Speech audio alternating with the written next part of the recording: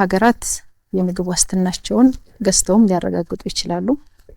የምግብ ሉዓላዊነት ስንል ግን አርሶ አደሮች ከሚያመርቱት 75% እና ከዛ በላይ የሚሸጡ ከሆነ ግብርናችን ተሻገረ። 555 የሚሆኑ የግብርና መካናይዜሽን እቃዎች ከቀረጥ ነፃ ነው የሚገቡት።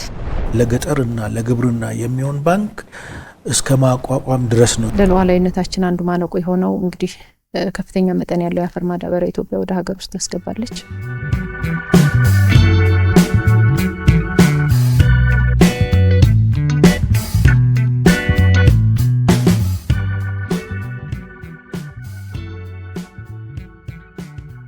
የምግብ ዋስትና ጉዳይ ከሰብአዊ እርዳታ ማዕቀፍ ወጥቶ የብሔራዊ ደህንነትና የስትራቴጂያዊ ሉዓላዊነት መሰረት መሆን ከጀመረ ሰነባብቷል። በኢትዮጵያ ባለፉት ጥቂት ዓመታት በተከናወኑ የሪፎርም ስራዎች ምርትና ምርታማነትን በማሳደግና የምግብ ሉዓላዊነትን በማረጋገጥ ረገድ በርካታ ስራዎች ተካሂደዋል። ሰላም ጤና ይስጥልን ተመልካቾቻችን፣ በዚህ ዙሪያ አጠር ያለ ውይይት ለማድረግ እዚህ ስቱዲዮ እንግዶች ጋብዘናል። እንግዶቻችን እንኳን ደህና መጣችሁ። በኢትዮጵያ በተከናወኑ የሪፎርም ስራዎች አጠቃላይ የግብርና ስራውን ወደ ላቀ ውጤት ለማሸጋገር የተደረጉ የፖሊሲ ማሻሻያዎችን እናስቀድም። እስኪ ዶክተር ከርሶ።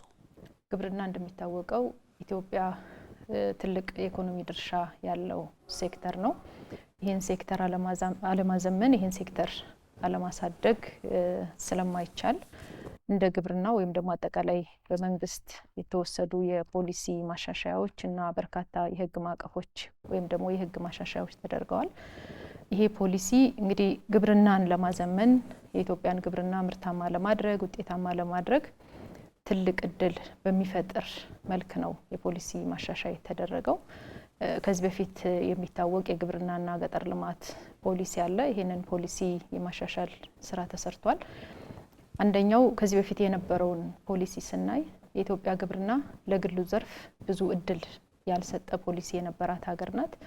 ሁለተኛ ለቴክኖሎጂ እድገት፣ ለቴክኖሎጂ አቅርቦት፣ ለቴክኖሎጂ ሽግግር ብዙም እድል የሚሰጥ አልነበረም። ምክንያቱም ብዙ ህዝብ ያላት ሀገር ስለሆነች የሰው ጉልበትን ተጠቅመን ግብርናን እናዘምናለን የሚል አስተሳሰብ የነበረበት ነው። ስለዚህ በአዲሱ ፖሊሲ ማሻሻያ ሲደረግ አንዱ የግሉ ሴክተር በግብርናው ዘርፍ ላይ ከፍተኛ ተሳትፎ እንዲያደርግና አስተዋጽኦ እንዲያበረክት ነው የተደረገው።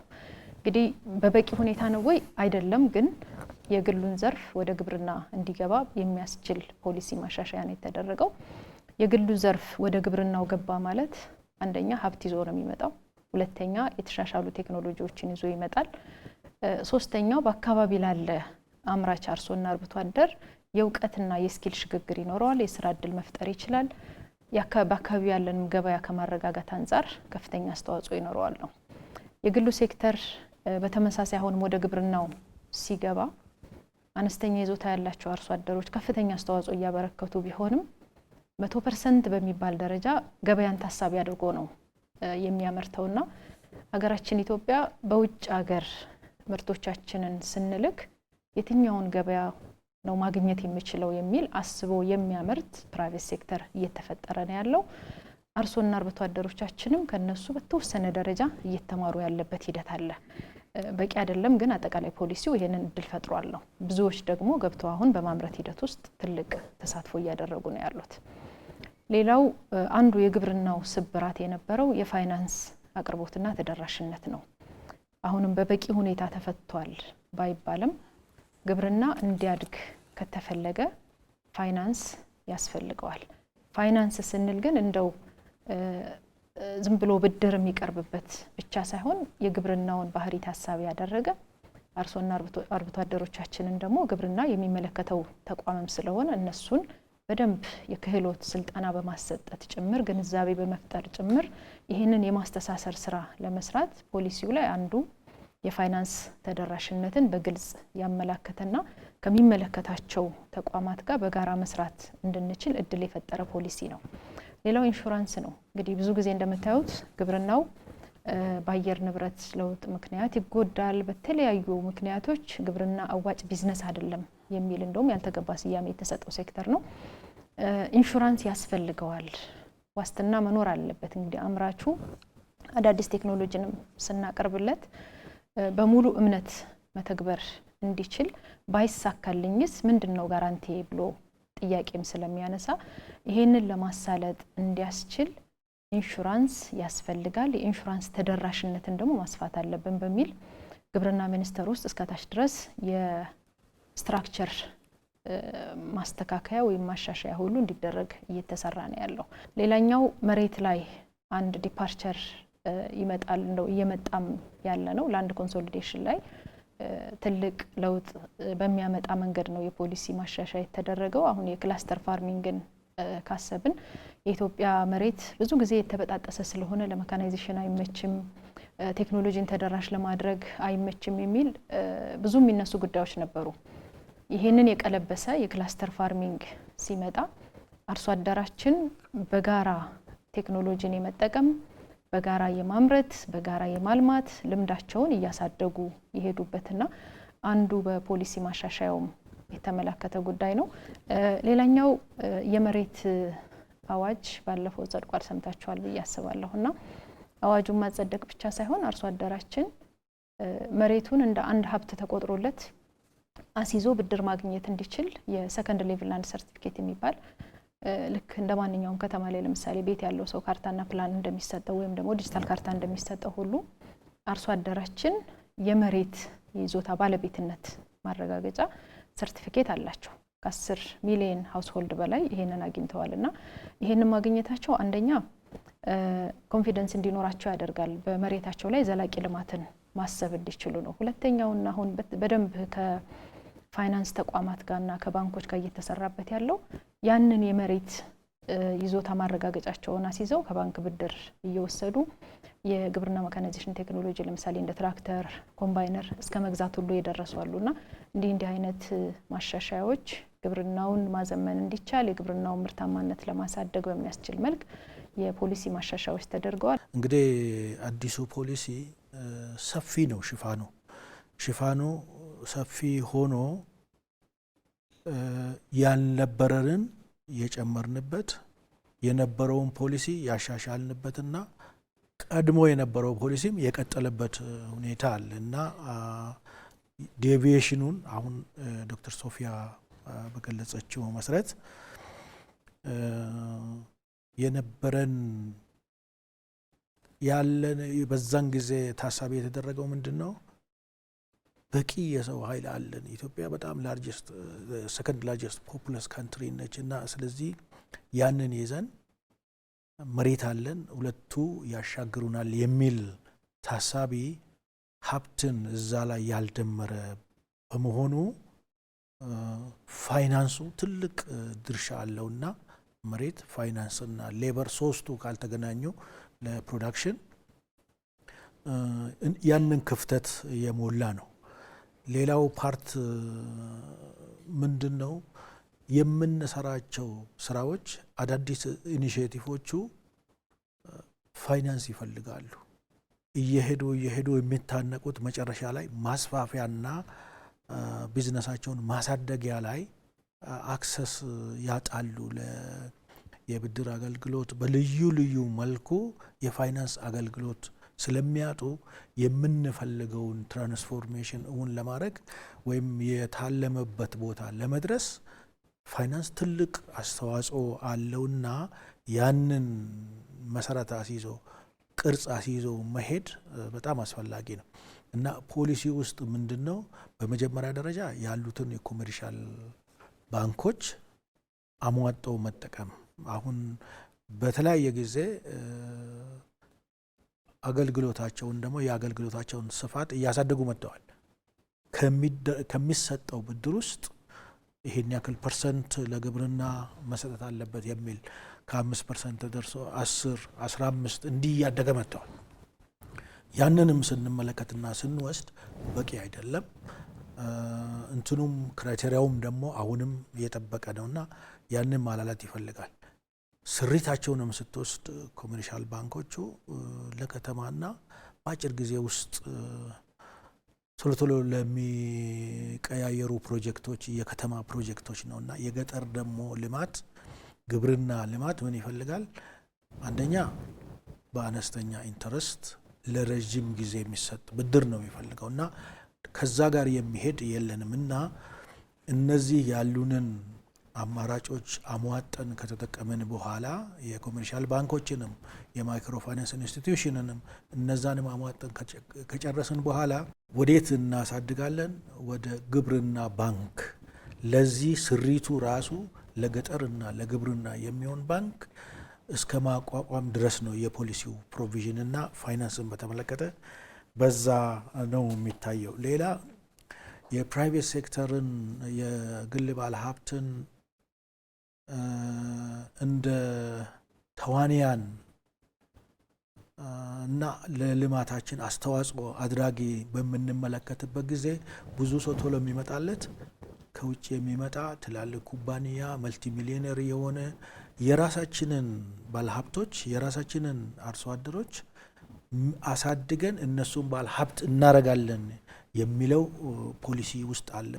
ስለዚህ በቀጥታ ፕሮፐርሊ እኛ አሁን የግል ባለሀብት የምንለውም በዚህ መልክ የሚያድጉ አርሶ አደሮችን እነሱን ደግሞ ወደ ባለሀብትነት ማሸጋገሩንም እነዚህ ሁለቱንም አጣምረን እንሄድበታለን እና የራሳችንን ባለሀብቶች ፈጥረን ለሀገራችን ብቻ ሳይሆን ከሀገራችንም ውጭ አክተር እንዲሆኑ ማብቃት ያም ፕሮቪዥን አለው ፖሊሲ ውስጥ እና ይሄ በሰፊው እየተሄደበት ነው። ቀደም ሲል ያልነበሩን የህግ ማዕቀፎች ነበሩ። ለምሳሌ እኔ በግሌ የምርምር ስራ ሰርቼ ውጤት አግኝቼ ውጤትን ሸጬ ባለ ሀብት ሆናለሁ ብል እኔን የሚደግፍ የህግ ማዕቀፍ አልነበረም። የኤክስቴንሽን አገልግሎት ሰጥቼ ሀብት ማፍራት እፈልጋለሁ ብል ያንን የሚደግፍ ሰርቲፋይ የሚያደርገኝ የሚቆጣጠረኝ የሚደግፈኝና የሚያመቻችልኝ የህግ ማዕቀፍም የለም፣ ተቋምም አልነበረም። አሁን በኤክስቴንሽንም በምርምርም የግል ስራ ሰርቶ ውጤታማ ለመሆን ለሚፈልግ የህግ ማዕቀፉ በዚህ መልክ ተዘጋጀ። እነዚህ ምን ለማለት ፈልጌ ነው? የምንሰራው ስራ በፖሊሲ እና በህግ ማዕቀፍ ካልተደገፈ በስተቀር የምንፈልግበት ቦታ ለመድረስ ስለሚያስቸግረን ነው የፖሊሲ ሪፎርም የምንሰራው የፕሮግራም ሪፎርም ከዛ ደግሞ ቀልጣፋ አገልግሎት መስጠት እንድንችል ኢንስቲትዩሽናል ሪፎርምም ያስፈልጋል እና እነዚህ ሶስቱ ናቸው ባለፉት 9 ዓመታት እየተሰሩ ያሉና ከፍተኛ ውጤት ያስገኙት እነዚህ የፖሊሲ ለውጦች ናቸው። የግብርናን ትራንስፎርሜሽንን ለማረጋገጥ በተደረጉ ጥረቶች 3 አበይት ስኬቶች በዋነኝነት ይነሳሉ። ግብርናን ከሰው ጉልበትና ከከብት ትከሻ ወደ ሜካናይዜሽን መቀየር፣ ከዝናብ ጠገኝነት ወደ መስኖ መሸጋገርና ከምግብ ፍጆታ ባለፈ ለገበያ በጥራትና በተወዳዳሪነት የማምረት አቅምን ማሳደግ ነው። በዚህ ረገድ በዋነኝነት የሚጠቀሱ ተጨባጭ ውጤቶችን እናንሳ እስኪ ዶክተር። እንግዲህ የግብርና ትራንስፎርሜሽን ስንል አምርቶ ከመመገብ ምርትን ለገበያ ማምረት፣ ይሄ በዚህ ሂደት ውስጥ ያለ ጉዞ ማለት ነው። ይሄ ማለት ምን ማለት ነው? አርሶ አደሮች የሚያመርቱትን ለቤተሰብ ፍጆታ ሳይሆን የሚያመርቱትን ለገበያ ብለው እንዲያመርቱ የሚደረጉ እንቅስቃሴዎች ናቸውና በመለኪያ ደረጃ ስትመለከተው የሚያመርተው አርሶ አደር ለፍጆታው አውሎ ከ25% በታች ለገበያ የሚያቀርብ ከሆነ አመረተ ወይም ደግሞ ለኮሜርሻል ወደ ኮሜርሻል የሚወስደን ለገበያ ማምረት የሚለውን አያሟላም። ስለዚህ ከ25 በላይ ማምረት አለበትና እንግዲህ የተለያየ ግሬድ አለው። ከ25 እስከ 50 ከ50 እስከ 75 ግብርናችን ተሻገረ ወይም ደግሞ ማርኬት ኦሪየንትድ ኮሜርሻል ፕሮዳክሽን አለን፣ ገበያ መር የሆነ የአመራረት ስርዓት ደርሰናል የምንለው ደግሞ አርሶ አደሮች ከሚያመርቱት 75% እና ከዛ በላይ የሚሸጡ ከሆነ ግብርናችን ተሻገረ ወይም ደግሞ ኮሜርሻላይዝድ ሆነ በገበያ ተመራ የምንለው በዛ ደረጃ ስንደርስ ነው። በዚህ ሂደት ውስጥ አሁን የት ነው ያለነው? መሀከል ላይ ነው ያለነው። ከግል ፍጆታ አልፈዋል። በኩታ ገጠም በሚያመርቱበት ቦታ ላይ 29 በመቶ ምርታማነት ጭማሪ ያላቸው፣ የገቢያቸው መጠንም ልክ እንደዚሁ እያደገ የመጣ ነው እና ይሄ ግብርናችን በትራንስፎርሜሽን ላይ በገበያ መር እንቅስቃሴ ላይ ነው የሚለውን ያሳየናል። እና 5 ብሎኮች አሉ። ከ5ቱ ብሎኮች 3ኛ ብሎክ ላይ ነው ያለነው፣ አማካይ ላይ ነው ያለነው ማለት ነው። ግብርናችን ገበያ መር እንዲሆን ወደዛ የተጓዝን ማለት ነው። ለዚህ እንዲሆን ደግሞ አርሶ አደር ትርፍ አምርቶ ወደ ገበያ ለመውሰድ ቀደም ብለህ የጠቀስካቸው መስኖና መካናይዜሽን በጣም ወሳኝ ግብአቶች ናቸው። መስኖን ስንወስድ እንግዲህ አርሶ አደር በዝናብ ጥገኝነት የሚያርስ አርሶ አደር ለገበያ የማምረት አቅሙ በዝናብ መጠኑ ላይ የሚገኘው ዝናብ ላይ መሰረት ያደርጋል። ዝናብ ካለ በቂ ምርት ይኖራል። ዝናቡ የሚያንስ ከሆነ ደግሞ እንደዛው ምርቱም ያንሳል፣ ለገበያ የሚሄደውም እያነሰ ይመጣል እና ገበያ መር ነው ለማስባል በተፈጥሮ ጥገኝነት ስር ይቀራል ማለት ነው። አንዴ ማምረት ብቻ ነው የሚቻለው። ሁለቴ ለማምረት መስኖ የግድ ይለናል። ሁለቴ ስናመርት ማለት በተመሳሳይ መሬት ላይ በእጥፍ ምርታችንን አሳደግን ማለት በእጥፍ ያደገው ምርት ወደ ገበያ የሚሄድ ምርት ነውና ገበያ መር ለማድረግ ግብርናችንን ከፍተኛ አስተዋጽኦ አለው መስኖ። መካናይዜሽንን ስትወስድ እንደ ግብአት ብቻ አይደለም፣ አሳላጭም ነው። መካናይዜሽን ምርት ለመጨመር፣ መካናይዜሽን ጊዜ ለመቆጠብ፣ ኳሊቲ ለመጨመር እና ብክነትን ለመቀነስ ከፍተኛ አስተዋጽኦ አለው። ዛሬ መዘራት የሚገባው ዛሬ መታረስ የሚገባው መሬት ከ8 እና ከ15 ቀን በኋላ ቢታረስና ቢዘራ የሚኖረን ምርታማነት በጣም የተለያየ ነው የሚሆነው እና ሜካናይዜሽን ከዛ አንግል ስናየው ከፍተኛ አስተዋጽኦ ያለው ግብርናችንን ሊያሳልጥ የሚችል ገበያ መር እንዲሆን ከፍተኛ አስተዋጽኦ ያለው ቴክኖሎጂ ነው። የግብርና ሜካናይዜሽንን ስናስብ የኢትዮጵያን ግብርና ከማዘመን ባሻገር ነው የምንረዳው። ምክንያቱም የግብርና ሜካናይዜሽን ስንል ሰፊ የስራ እድል የሚፈጠርበት አገልግሎት ፈላጊዎቹን ብቻ ሳይሆን አገልግሎትን ለመስጠት በተለይ ኢትዮጵያ የወጣት ሀገር እንደመሆኗ መጠን ከፍተኛ የሆነ የስራ እድል የምንፈጥርበት ዘርፍ ነው። ሌላኛው ለአበዳሪ ተቋማት ለምሳሌ በጣም የተበተነ ብድር ለግብርና ሜካናይዜሽን ከማቅረብ ባሻገር ሌላ አሁን በስትራቴጂ በሮድማፕ ደረጃ እያሰብናቸው ያሉ ጉዳዮች አሉ። ትንሽ ብሪፍ ላድርገውና የግብርና ሜካናይዜሽን ኢትዮጵያ አሁን የቱ ጋር ያለችው የሚለውን ካየን የቴክኖሎጂው ብዙ ወደ ሀገር ውስጥ እንዲገባ ተጠቃሚዎችንም ለማበረታታት በመንግስት በኩል ትልቅ ማሻሻያ ተደርጓል። ለምሳሌ ከቀረጥ ነፃ ወደ 555 የሚሆኑ የግብርና ሜካናይዜሽን እቃዎች ከቀረጥ ነፃ ነው የሚገቡት። አፈጻጸሙ ላይ እንዴት ነው የሚለው እንዳለ ሆኖ ይህንን እንግዲህ መንግስት እኔ የምሰበስበው ይቅርብኝና ግብርናውን ለማዘመን ማገዝ እንዲችል በሚል የተወሰደ ቦልድ የሆነ ዲሲሽን ነው። ከዚህ በፊት ያልነበረ የኢትዮጵያ ግብርና የኢኮኖሚ የጀርባ አጥንት ነው ይባላል። ግን ምን ተደረገለት ሲባል ምንም በሚባል ደረጃ ነው የነበረው። ከለውጡ በኋላ ኢሚዲየትሊ ይሄ ውሳኔ ሲወሰን ወይም ደግሞ እድሉ ሲሰጥ ብዙ ባለሀብቶች እቃውን ወደ ሀገር ውስጥ በማስገባት ባንኮችም ብድር በማመቻቸት በቂ ባይሆንም ተጠቃሚዎችም የግብርና ሜካናይዜሽን እንደ ትራክተር፣ ኮምባይነር በነገራችን ላይ ሜካናይዜሽን ሲባል በሰው አእምሮ ውስጥ ወዲያው የሚመጣው ትራክተርና ኮምባይነር ነው። ሜካናይዜሽን ማለት ግን እሱ አይደለም። ኢንድ ቱ ኢንድ የምንጠቀምበት ከሆነ የኢትዮጵያ ግብርናን በሚፈለገው ደረጃ ማዘመን የሚችል ቴክኖሎጂ ማለት ነው፣ ወይም ደግሞ አገልግሎት በአግባቡ ማቅረብ መቻል ማለት ስለሆነ የግብርና ሜካናይዜሽን ላይ ይሄ ለውጥ ሲደረግ ይሄ እድል ሲሰጥ ግብርና ምንድን ነው እያደረገ የነበረው? አርሶ አደሩን የግብርና ሜካናይዜሽን ቴክኖሎጂ መጠቀም እንዲችል የማስተማር አቅርቦቱን በሚፈልጉት ደረጃ ልክ እንዲሆን የማድረግ በርካታ ስራዎች ተሰርተዋል። አሁን ኢትዮጵያ ውስጥ ከዳታዎቹ የሚያሳዩት ከ27 ሺህ በላይ ትራክተሮች አሉ። እነዚህ ትራክተሮች ግን ካለን የሚታረስ መሬት አሁን የኩታ ገጠም እርሻ ላይ ወደ 13 ሚሊዮን ገደማ ደርሰናል እና ይህንን 13 ሚሊዮን እንኳን ሙሉን በትራክተር ማረስ ብንችል ብዙ የሰው ጉልበት ሴቭ ማድረግ እንችላለን። ምርታማነትንም በዛው ልክ ማሳደግ እንችላለን። ሃርቨስት ስናደርግም 100% እንደው ክላስተር ፋርሚንግ ላይ ያሉትን በኮምባይነር ሃርቨስት ስናደርግ የምርት ብክነትን ከመቀነስ አንጻርም ትልቅ አስተዋጽኦ ያበረክታል። ጅማሮዎቹ ጥሩ ናቸው። ይህንን ጅማሮ እንዴት ነው ማሳደግ ያለብን የሚለው ነው። በርካታ አማራጮች እንዲኖሩ እየሰራን ያለ ነው። አንደኛው አቅም ያላቸው አርሶ አደሮች ትራክተር፣ ኮምባይነር፣ ሌሎችም ማሽነሪዎችን ኦውን አድርገው ለራሳቸውም እንዲጠቀሙ ለሌሎቹም ደግሞ በኪራይ አገልግሎት መስጠት እንዲችሉ የማድረግ ምቹ ሁኔታውን ማመቻቸት ነው።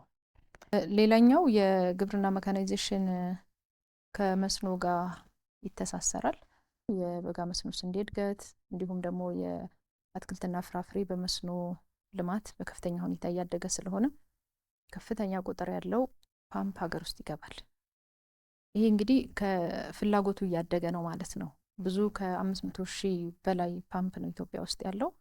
በአመት ከ100 ሺህ በላይ ነው ወደ ሀገር ውስጥ የሚገባው። የግሉም ሴክተር ሲያስገባው ማርኬቱ ስላለ ነው የሚገባው። ማርኬቱ መኖሩ ብቻ ሳይሆን አሁን አርሶ አደራችን አንድ ጊዜ አምርቶ መለወጥ እንደማይችል በደንብ ተረድቷል። ሁለተኛ የአየር ንብረት ለውጥ ተጽዕኖም አለ። ኢትዮጵያ ደግሞ ሰፊ የሆነ የከርሰ ምድር ውሃ ያላት የገጸ ምድር ውሃ ያላት ሀገር ናት።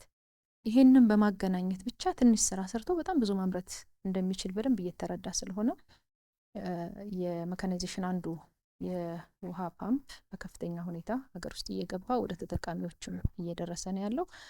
ወደፊት ግን ምንድነው መሆን ያለበት ብለንም እንደ ግብርና ስናስብ ብዙ ጊዜ ኢምፖርት እያደረግን ማስገባት ብቻ ሳይሆን ሀገር ውስጥ እነዚህ ቴክኖሎጂዎች የሚመረቱበትን የሚያድጉበትን እድል መፍጠር ነው።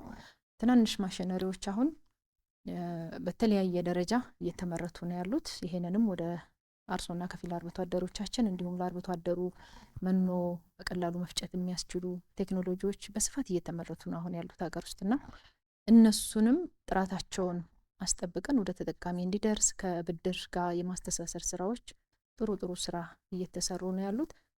እኛ ስናመርት የኢትዮጵያን ማርኬት ብቻ ሳይሆን ዓለም አቀፍ ገበያው ምንድን ነው የሚፈልገው፣ መቼ ምን ይፈልጋል የሚለውን ተረድተን ማምረት ከቻል ዓለም ላይ አሁን ዓለም ሌሎች ሴት ያደረጉትን ፕራይስ ብቻ ሳይሆን ራሳችንን በዋጋ ተወዳዳሪ ሆነን የምንቀርብበትን ስርዓት መፍጠር ነው የምንፈልገው። ግብርና የሀገሪቱ የጀርባ አጥንት ነው ካልን እድገትን ከማነሳሳት ብልጽግናን ከመደገፍ ምርትና ምርታማነትን ከማሳደግና የምግብ ሉዓላዊነትን ከማረጋገጥ አንጻር ለውጡ ምን አይነት አበይት ውጤቶችን አስገኝቷል ማለት ይቻላል?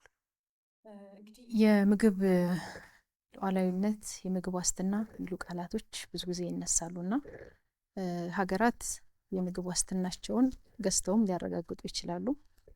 የምግብ ሉዓላዊነት ስንል ግን እሳቤው በራስ አምርቶ ራስን መቻል ነው ትልቁ ነገር።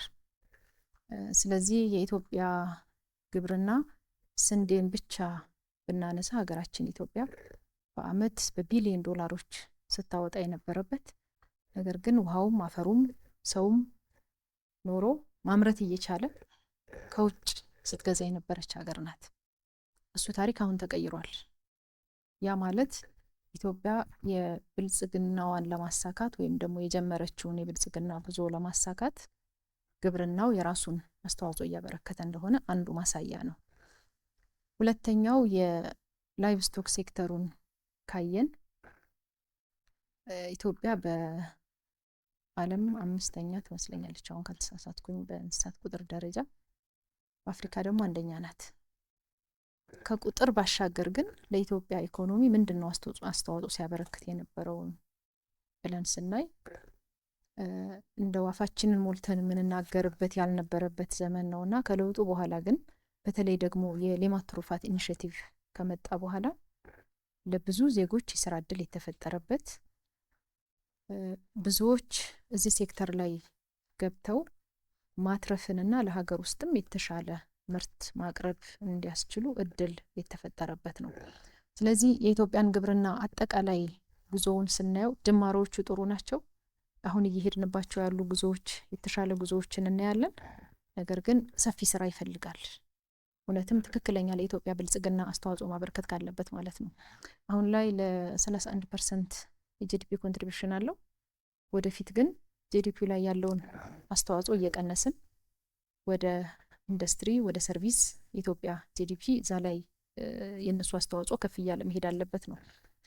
ያ ሲባል ግን የግብርናው ምርታማነትና አስተዋጽኦ ይቀንሳል ማለት ሳይሆን ኢትዮጵያ በጥሬው የምታቀርበውን ትንሽ ወደ ፋብሪካ አስገብታ ወደ ኢንዱስትሪ አስገብታ ፕሮሰስ እያደረገች የተሻለ ገቢ የተሻለ የስራ እድል መፍጠር እንዲያስችል ነው ግብርናውን አሁን እያሰብንና እየተሰራ ያለውና የኢትዮጵያ ግብርና በተደረጉ የፖሊሲ ማሻሻያዎች፣ የህግ ማዕቀፎች አሁን ላይ ደግሞ አርሶ አደራችን የራሱ ኩባንያ ኖሮት የተሻለ ቢዝነስ መስራት እንዲያስችል የህግ ማዕቀፎች በደንብ እየተቀረጹ ነው። ሌላኛውና አንዱ ያላነሳሁት የኮንትራት ፋርሚንግ አዋጅ 2015 ላይ ጸድቋል። ይሄ አዋጅ ሲጸድቅ ለግብአት አቅርቦት ትልቅ እድል የፈጠረ የኤክስፖርት ምርት እድገት ላይ ትልቅ እድል የፈጠረ ነው። የኮንትራት ፋርሚንግ አዋጅ አንዱ ግብርናውን እናሻግርበታለን ብለን ያስብነው። ምክንያቱም የምታወጣቸው የህግ ማሻሻያዎችን ደግሞ ያሉ የህግ ማዕቀፎች አንዳንዶቹ አስቻይ ሳይሆን አደናቃፊ ሊሆኑብህ ይችላሉ። ስለዚህ አሁን ላይ የሚወጡ ህጎች በደንብ ተረድተናቸው እንዳያደናቅፉ አስቻይ እንዲሆኑ ለግብርናው ምርታማነት የተሻለ እድል መፍጠር እንዲችሉ አድርገን ነው እየሰራን ያለ ነው። አንድ ማሳያ እንደው ለማንሳት የኮንትራት ፋርሚንግ አዋጅ ከመጽደቁ በፊት ኢትዮጵያ ውስጥ በተደጋጋሚ የዘር እጥረት ይነሳል። ሰምታችሁ ከሆነ አንዳንዶች የዘር ቢዝነሱ ላይ መግባት ይፈልጋሉ። ግን ህጉ ምንድን ነው የሚለው? አንድ የግል ኩባንያ ዘር አምርቶ ለመሸጥ ቢያንስ 50 ሄክታር የራሱ መሬት ሊኖረው ይገባል ይላል፣ አዋጁ ከመጽደቁ በፊት ማለት ነው። ይሄ ገንዘብ ይዞ መስራት የሚፈልገውን እንደ መከልከል ማለት ነው። ስለዚህ የኮንትራት ፋርሚንግ አዋጅ ሲወጣ የውጭ ኩባንያ ሊሆን ይችላል፣ የሀገር ውስጥ ኩባንያ ሊሆን ይችላል፣ ገንዘብ ካለው፣ ቴክኖሎጂው ካለው፣ ስኪሉ ካለው፣ ፍላጎቱ ካለው፣ መሬት ካላቸው ጋር በውል ተሳስሮ ማምረት እንዲችል ከፍተኛ እድል ፈጥሯል። ምን ውጤቶች ተገኙ የሚለው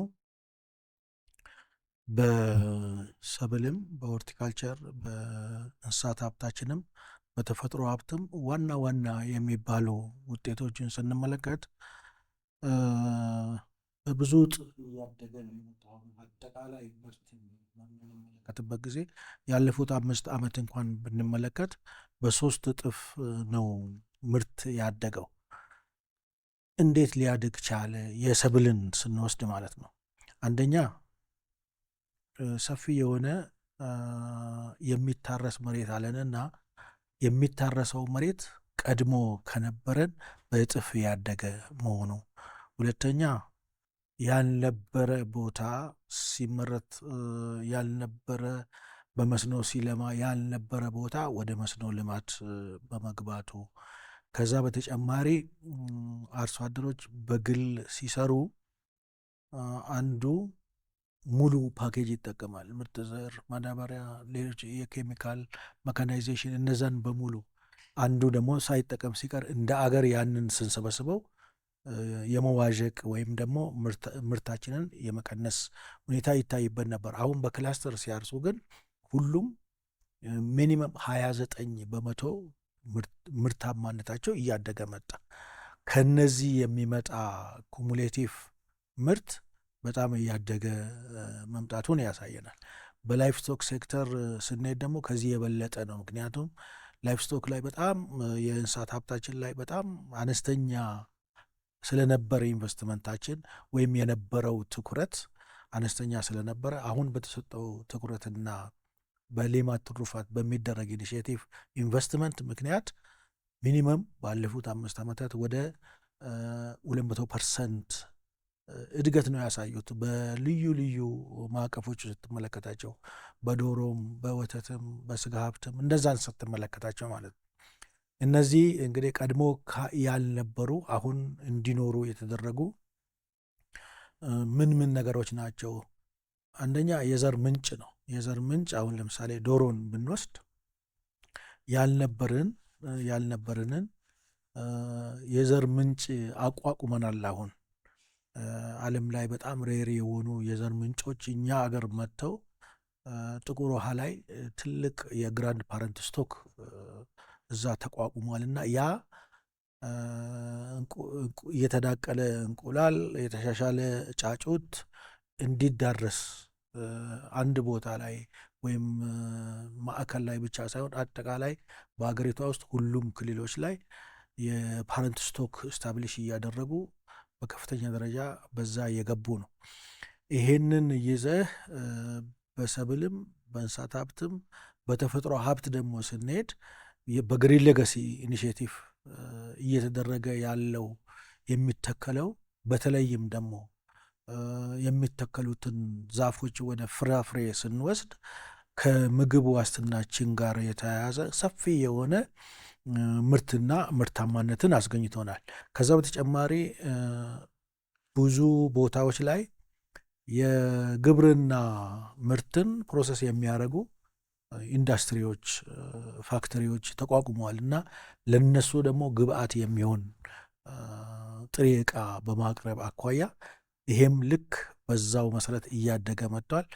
ይህንን እየሰራን ዘላቂነት እንዲኖረው የምንሰራው ስራ በተለይ ከአረንጓዴ አሻራ ጋር የተያያዘው ለአሁን ብቻ ሳይሆን ለመጪውም ትውልድ ታሳቢ የተደረገ አካሄድ ስለሆነ ዛሬ ታይቶ ነገ የሚጠፋ እንዳይሆን የሚደረገው ጥረት አጠቃላይ ካመጣ ነው የምርትና ምርታማነት ጭማሪ ጋር አብሮ ታሳቢ የሚደረግ ነው ማለት ነው። የምግብ ሉዓላዊነትን የማረጋገጥ ጉዞ የህልውና ጉዳይ ነው ሲባል ተጨባጭ ማሳያው ምንድን ነው? የምግብ ሉዓላዊነት ልክ እንደ አገር ሉዓላዊነት ነው። ሉዓላዊነት ስንል ከምን ጋር ነው የምናያይዘው? ከነጻነት ጋር ነው የምናያይዘው። ልክ ነጻ አገር እንደምንለው ደግሞ ነጻ ቤተሰብ፣ ነጻ ማህበረሰብ፣ ነጻ አገር በምን በምግብ ሉዓላዊነት የሚለው ከዛ ጋር የተያያዘ ነው። የምግብ ሉዓላዊነት የምናረጋግጠው የምንመገበውን ነገር በእኛ ቁጥጥር ስር ስናመርተውና ስንጠቀመው ነው። ምን ማለት ነው? ከግብአት ጀምረን እስከ ሱፐርማርኬት ድረስ ወይም ደግሞ እስከ ገበያ ድረስ ያለውን የእሴት ሰንሰለት ስንመለከት በኢትዮጵያውያን ቁጥጥር ስር ከሆነ ሉዓላዊነታችንን አረጋገጥን ማለት ነው።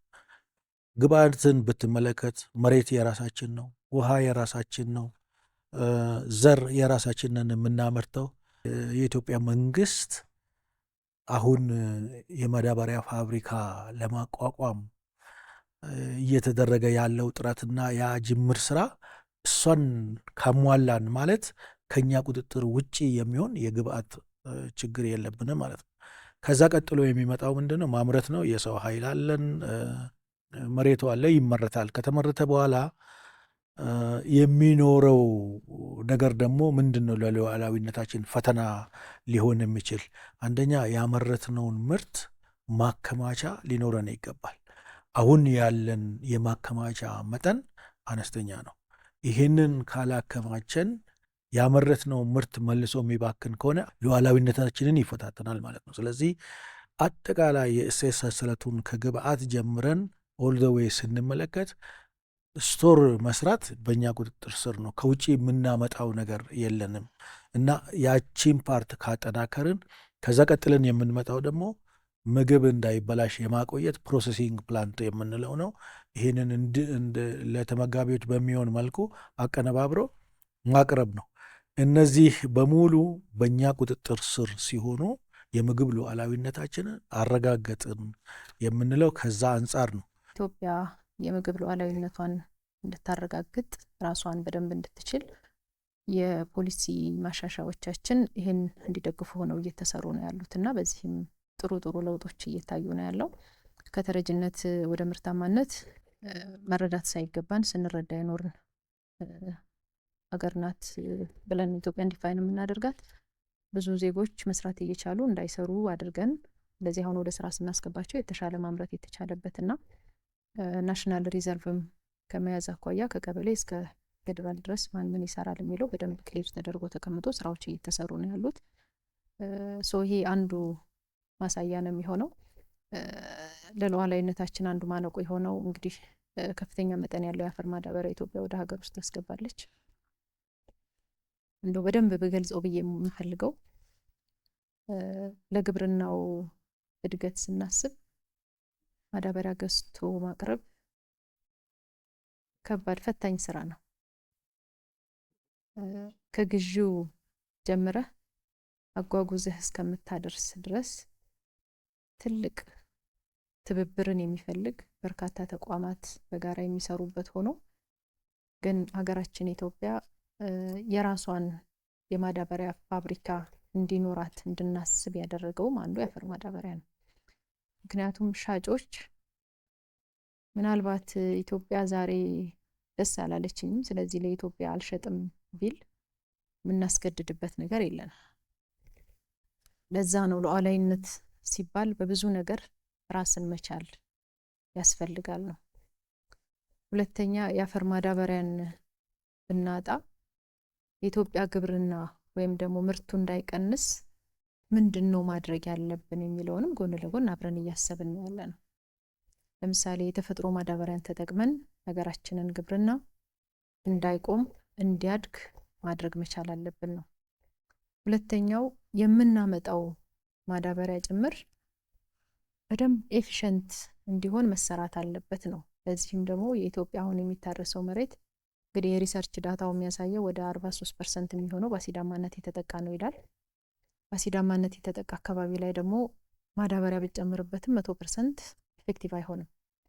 ስለዚህ አሲዳማነትን ለማከም የኖራ አቅርቦት ቶለሬት የሚያደርጉ ዝርያዎችንና ሌሎች አማራጮችንም ደግሞ አብሮ እየተሰራ ነው ያለው። እነዚህ ዶቶችን በደንብ ስትደምራቸውና ሌሎች አስቻይ ሁኔታዎች ሲኖሩ የፋይናንስ አቅርቦቱም ሲኖር የኢትዮጵያ ግብርና በትክክልም ሬዚሊየንት እንዲሆንና የቤተሰብ የምግብ ዋስትናንም አጠቃላይ ሀገራዊ ሉዓላዊነትንም ለማስከበር ትልቅ እድል መፍጠር ይችላል። የአረንጓዴ አሻራ መርሃ ግብር የተራቆቱ መሬቶችን በማገገም የውሃ ሀብትን በማጎልበትና የግብርና ስነ ምህዳርን ለአየር ንብረት ለውጥ የማይበገር በማድረግ ረገድ በግብርናው መስክ የተገኙ ስትራቴጂያዊ ስኬቶች ምን ይመስላሉ? አረንጓዴ አሻራ እንዳልከው የተራቆቱ መሬቶች እንዲያገግሙ ከማድረግ ለአየር ንብረት መዛባት ትልቅ አስተዋጽኦ የሚያበረክትም ነው። ግን እንደው በተጨባጭ ያሉትን ለውጦች ካየን ለምሳሌ የቡና ኤክስፖርት አድጓል ስንል በአረንጓዴ አሻራ መርሃ ግብር የተተከሉ የቡና ችግኞች ሚሊየንስ ተተክለዋል። እነሱ አፍርተው ነው አሁን አስተዋጽኦ እያበረከቱም ያለው። የስራ እድል ከመፍጠር አኳያ የስራ እድል ለምሳሌ ከችግኝ ዝግጅት ጀምሮ ችግኝ አዘጋጅተው በመሸጥ የስራ እድል የተፈጠረላቸው በርካታ ወጣቶች አሉ ኢትዮጵያ ውስጥ። የተራቆቱ መሬቶችን እንዲያገግሙ ስናደርግ እዛ ውስጥ በመኖ ልማት ንብ በማነብ በጣም ለብዙዎች የስራ እድል ተፈጥሮበታል። ስለዚህ አረንጓዴ አሻራን ስናስብ እንደው ኢትዮጵያን ግሪን ማድረግ ብቻ ሳይሆን ኢትዮጵያን ግሪን በማድረግ አረንጓዴ በማድረግ ሂደት ውስጥ አንዱ ደግሞ የጋራ ትርክት እንገነባበት ነው። አሁን አረንጓዴ አሻራ መርሃ ግብር የክቡር ጠቅላይ ሚኒስትራችን ኢኒሼቲቭ ነው እንደምታውቀው።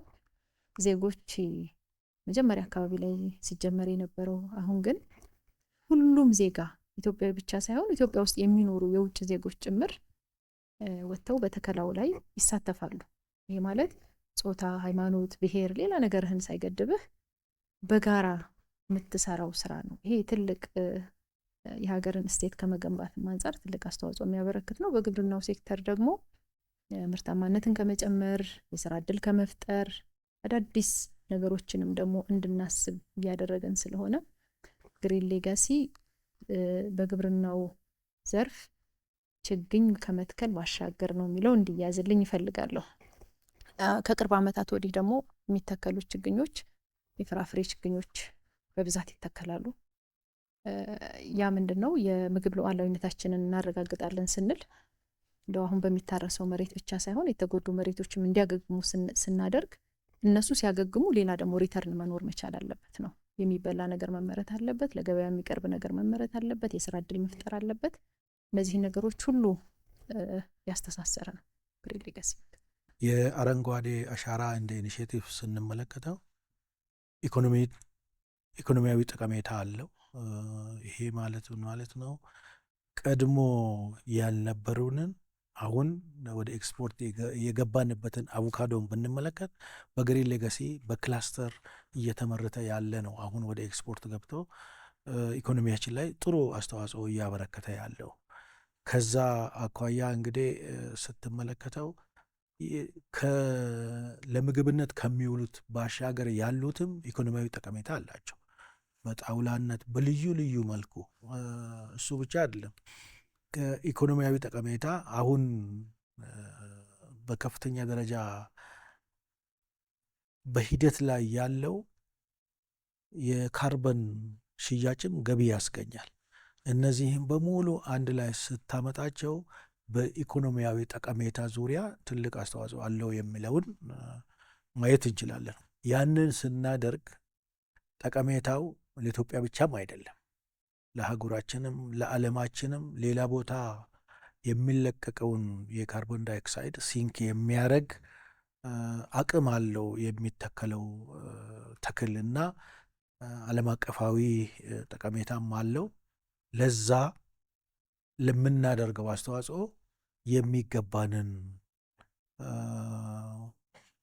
ጠቀሜታ ደግሞ እንድናገኝ ክሌም እያደረግን በዛ ዙሪያ አቅማችንን እየገነባን እንሄዳለንና በርካታ ጠቀሜታ እንዳለው ለማሳየት ነው። አጠቃላይ ለእኛ ብቻ ሳይሆን ይሄንን በምናደርግበት ጊዜ ኢኒሼቲቮቻችንን በሙሉ ስንመለከት አሁን ከስንዴ ጋርም አያይዘን ከሩዝ ጋርም አያይዘን ከምግብ ዘይት ጋርም አያይዘን የሌማት ትሩፋትንም የግሪን ሌጋሲንም አንድ ላይ እነዚህን ኢኒሼቲቮች ደግሞ ስትመለከት ውጤታማ ካደረጉ ነገሮች አንዱ የአመራሮች ትኩረት መስጠት ነው እና አመራሮች ከፌዴራል ጀምሮ እስከ ቀበሌ ያለው አመራር ለእነዚህ ኢኒሼቲቮች የሚሰጠው ትኩረት፣ የሚያደርገው ድጋፍ፣ የሚያደርገው ኢንቨስትመንት በጣም ከፍተኛ መሆኑ ወደዛ ወስዶናልና ኢኒሼቲቭን የሚደግፉበት አመራሮቹ ምክንያት ደግሞ እነዚህ የኢኮኖሚያዊ የማህበራዊና የኢንቫይሮንሜንት ጠቀሜታ ስላለው ለማለት ነው። በኢትዮጵያ ምርትና ምርታማነትን በማሳደግና የምግብ ሉዓላዊነትን በማረጋገጥ ረገድ ምን ጥረቶች ነበሩ? ስኬቶችስ ምን ይመስላሉ? በሚል ዙሪያ የነበረን ውይይት ይህን ይመስል ነበር። እንግዶቻችን ለነበረን ጊዜ በእጅጉ እናመሰግናለን። እናመሰግናለን።